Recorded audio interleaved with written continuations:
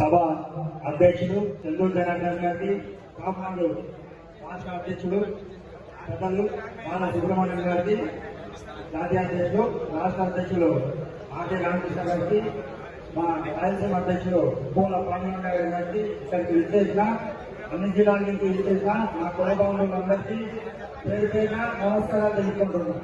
ఈరోజు అన్ని ప్రాంతాల నుంచి వచ్చినాడు, అందరూ సమస్యలు చెప్తున్నారు. కానీ మా సమస్య అయితే ఆరని తీరండి. ఎందుకు ఏ మాట చెప్తానంటే, రాయలసీమ ఒకప్పుడు శ్రీకృష్ణదేవరాయలు పరిపాలించిన సీమ రాయలసీమ.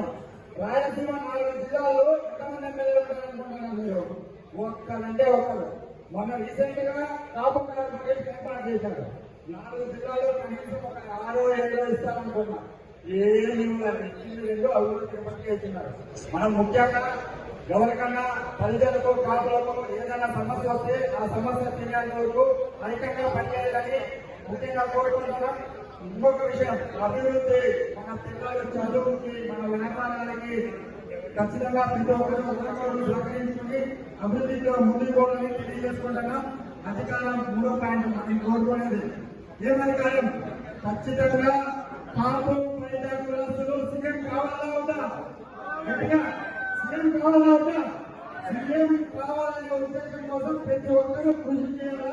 దానికి అవసరమైతే ఈరోజు సీఎం కృషి అంటే ఒకటే వస్తుందా? ఎలక్షన్ అంటే ఖర్చులో కోరుకోలేదు. ఆ ఖర్చు పెట్టాలంటే వ్యాపారం చేసే ప్రతి ఒక్కరూ చెల్లించేకంటే చెల్లాల్సిందేమని ఆ సీఎం కృషి కోసం ప్రతి ఒక్కరూ అందరినీ ఇవ్వాలనేసి మనస్ఫూర్తిగా కోరుకుంటున్నాం. అదేవిధంగా ఇప్పుడు మనకు నెక్స్ట్ ఎలక్షన్ లో స్థానిక సంస్థల ఎలక్షన్ ఉన్నాయి. ప్రతి ఒక్కరూ వచ్చే ఎలక్షన్ లో ప్రతి ఒక్కరూ శాతమైనంత వరకు మన కాపుల్ని వినిపించుకోవడానికి కృషి చేసుకుంటూ చాలా చోట్ల అన్ని కులాలు ఉన్నాయి. అన్ని కులాలు ఈ విజయవాడలో 93,000 అంతకంటే ఎక్కువ సంఘాలు ఉన్నాయి. ఖచ్చితంగా అన్ని సంఘాలు కాపు పరిజ తెలంగాణ ఉండడానికి ఏదైనా సమస్య వచ్చిందంటే అన్ని సంఘాలు ఏకమై అవతల పదాలు పెట్టేయాలి.